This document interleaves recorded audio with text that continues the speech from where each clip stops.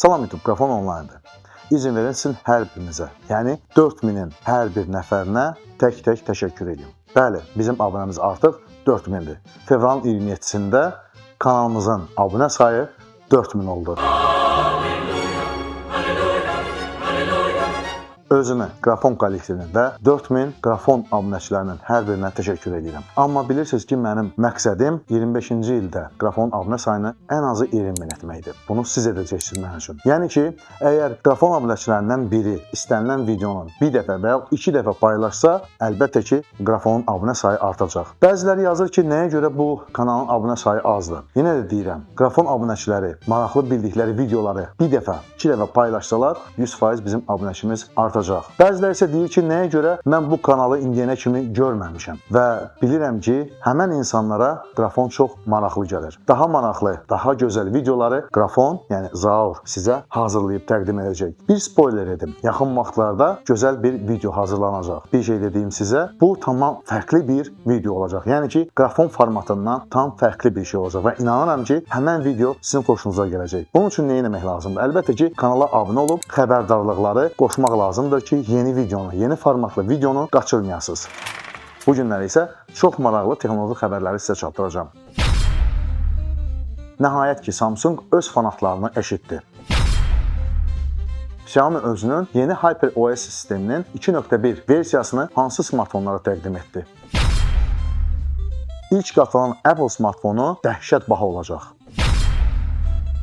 M4 çipli MacBook Air, M3 çipli iPad Air, A16 çipli iPad 2025 və M4 Max, M3 Ultra çipli Mac Studio kompüterlərini Apple səssənməsiz yenilədi. Xəbər başlıqları diqqətinizi çəkdiysə, bu videonu elə indidən like edirsiniz. Kommenti video ərzində yaza bilərsiniz. Bir də kanala abunə olmayanlar, birinci kanala abunə olsunlar, daha sonra videonu like etsinlər. Video xoşunuza gələcəksə, mütləq bu videonu paylaşın. Paylaşın ki, kanalın abunə sayı 25-ci ildə mütləq ən azı 20.000 olsun. Məni bu istəyə ancaq siz çatdıra bilərsiniz. Çay, kofe, yemək yanınızda nəsə varsa, mən başladım.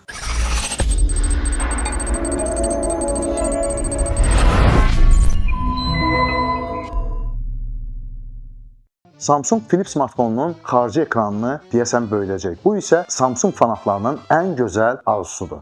Yeni dizayn device'dan istifadəni daha rahat edəcək. Samsungun yayda təqdim olunması nəzərdə tutulan Galaxy Z Flip 7 qatlanan smartfonu daha böyük xarici ekran sayəsində seriyanın ən əsas yeniləməsi ola bilər.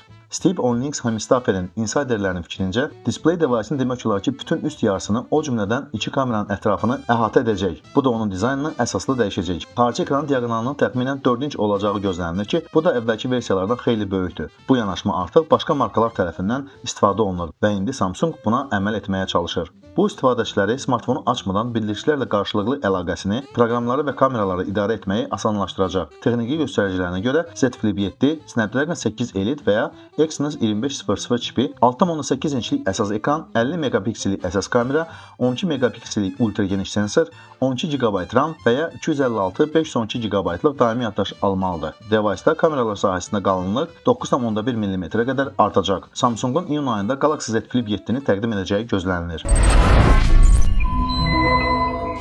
Xiaomi özünün yeni əməliyyat sistemi olan HyperOS sisteminin 2.1 versiyasını artıq Xiaomi'nin müxtəlif smartfonlarına təqdim edib. Yenilənmə mərhələlərlə bu 7 device-a gəlir. Xiaomi getdikcə daha çox device-ını HyperOS 2.1-ə yeniləməyə davam edir. Yeniləməyə brendin 7 məşhur smartfon və planşeti daxildir. Ən son yeniləmələri yoxlamaq üçün smartfonda parametrləri açın, telefon haqqında bölümü seçin və HyperOS logosuna tıklayın. Sistem yeniləməsi artıq aşağıdakı gadjetlərə gəlib. Xiaomi 14 Ultra, Xiaomi 13 Ultra, Xiaomi 14T Pro, Xiaomi 13 Pro, Xiaomi Pad 6s Pro, Poco X6 Pro 5G, Poco F6. HyperOS 2.1-də nə yeniliklər var? Əsas dəyişkənliklərə bəzilərindən daha hamar animasiyalar, bir neçə kamera təkmilləşdirilməsi və yenidən işlənmiş fotoalbom tərtibatı daxildir. Apple'ın ilk qatlanan smartfonu dəhşətli baha olacaq. Hətta izah ediləsi qədər olmayacaq dərəcədə baha olacaq.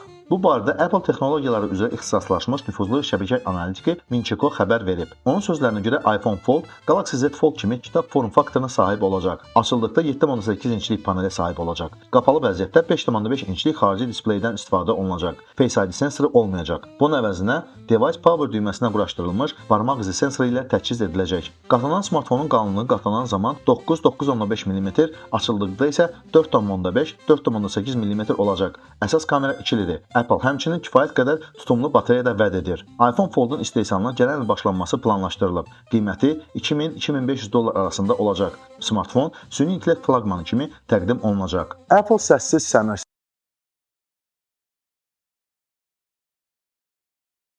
Nədir? Sizin internetdə bu gündədir. Donmalar və kəsilmələr var.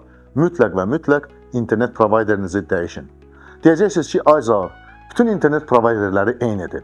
Star Telecom tam fərqli internet provayderidir. Siz ora zəng edən kimi özünüzə professional dost qazanırsınız. Xoş ünsiyyət, kəsilməz internet və professional texniki servis ancaq və ancaq Star Telecomdadır. Star Telecom, dost kimi dost internet provayderi. Biz isə davam edək. Apple səssiz səmirsiz heç bir təqdimat keçirmədən yeni gadjetlərini özünün web səhifəsində təqdim etdi. M4 çipli MacBook Air yeni rəngdə və endirimli qiymətdə təqdim olundu. Dizayn eyni olaraq qalır, lakin içliyi nəzərə çarpacaq dərəcədə yaxşılaşdırılıb. Apple nəhayət M4 çipli və səma mavi rəngi ilə yeni MacBook Airləri təqdim etdi. Təkmilləşdirilmiş performans və enerji səmərəliliyi əlavə olunaraq, notebook 12 megapiksellik center stage kamerası və 2 xarici 6K displeyi birləşdirmək imkanı əldə edib. Əks halda keçənki modeldən heç bir fərqi olmazdı. Yeni başlanğıc qiyməti 13 inçlik modeli üçün $999, 15 inçlik versiya isə $1199-dan başlayır. Həmçinin standart paketə indi 16 GB RAM daxildir. M4 çipli MacBook Air üçün öncədən sifariş artıq açıqdır. Satışlar martın 12-sinə başlayır. Yeganə mənfi cəhət odur ki, Apple M2 və M3 çipli MacBook Air modellərini satışdan çıxarıb. Halbuki Apple bu MacBook Airləri $708 sata bilərdi. M3 çipli iPad Airlər elə eyni stildə, yəni səssiz səmirsiz Apple tərəfindən təqdim olundu. Bu nəsil planşetlərdə yeganə dəyişkənlik yeni prosesordur. Apple yenilənmiş 11 və 13 inçlik iPad Air modellərini təqdim etdi. Yeganə dəyişkənlik M2 yerinə M3 çipi oldu. Yenilik 8 nüvəli CPU, 9 nüvəli GPU və 16 nüvəli NPU prosesoru və 8 GB RAM-dan ibarətdir. Şirkət iddia edir ki, device M1 ilə işləyən iPad-dən 2 dəfə daha sürətli, lakin keçənki M2 ilə işləyən modeldən heç bir müqayisə təqdim etmədi. Bütün digər spesifikasiya dəyişməz olaraq qalır. 60 Hz-lik displey, 2-12 megapiksellik kamera, USB-C 3.1 portu, Wi-Fi 6E, Bluetooth 5.3 və Power düyməsində Touch ID skaneri. Əhəmiyyətli yenilik böyüdülmüş trackpadli və bir sıra funksiyalar düymələri ilə yenilənmiş Magic Keyboarddır. Lənc palitrası eyni qalır. Mavi, bənövşəyi, ulduz və kosmik boz. Qiymətləri Wi-Fi-lı 128 GB-lıq 11 inçlik iPad Air $600, 13 inçlik model isə $799 satılacaq. Magic Keyboard'un qiyməti 11 inçlik versiya üçün $269, 13 inçlik versiya üçün isə $319 olacaq. Bax, öldürün. Mən növbəti device anlaya bilmirəm. A16 Bionic çipində olan iPad 2025.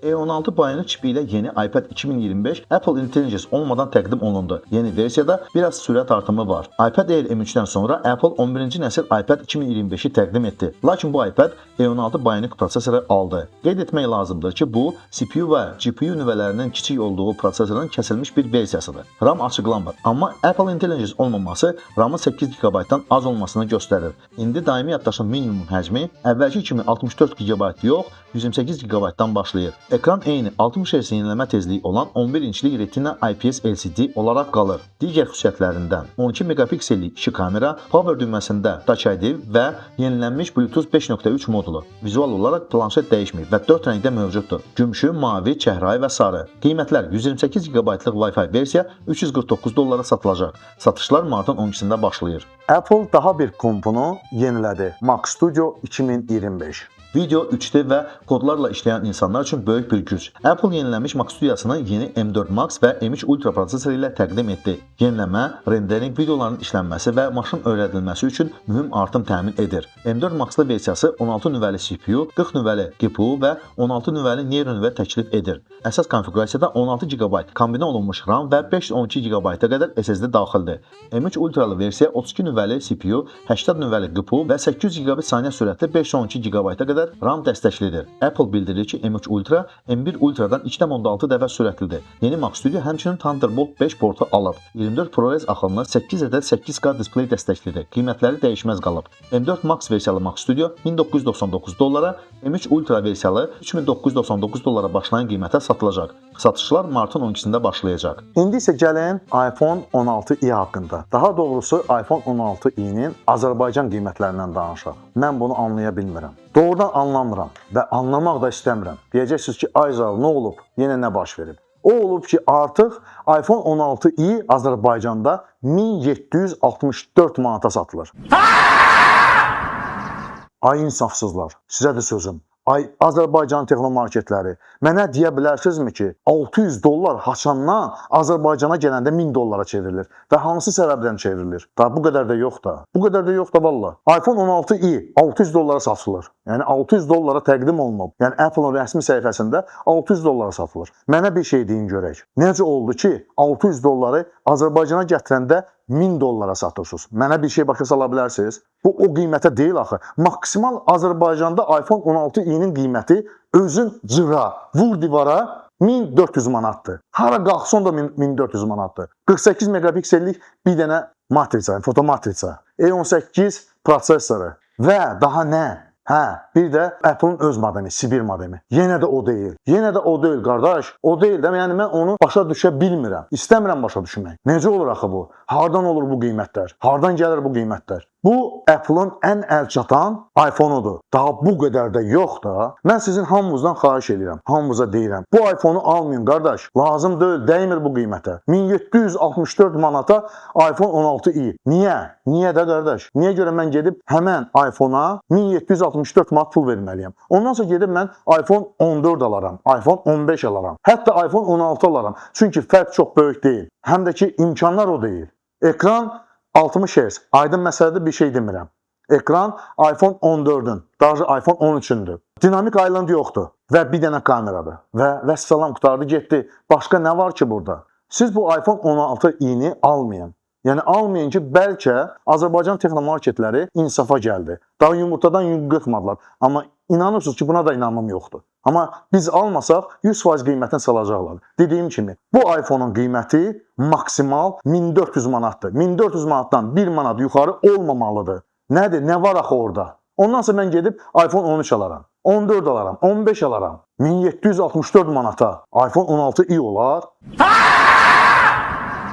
Mən istəməzdim ki, videonu belə notlarla bitirim. Amma neyiniyim ki, məcburam. Yenə sizdən xahiş edirəm. Qrafona abunə olan hər kəsdən xahiş edirəm. Bu iPhone-u almayın. Ən azından bir müddət almayın. Bilirəm, mən demişdim ki, bu iPhone Azərbaycana gələn kimi mən alacam. Amma bilməzdim ki, bu qədər bahasına olacaq. Bilməzdim ki, bu qədər qansız olacaq bu iPhone-u satanlar. Hamınızdan üzr istəyirəm. Mən demişdim ki, bu iPhone-u alacam və iPhone challenge keçirdəcəm. Amma ən azından bu iPhone challenge bir müddətlik dayanacaq.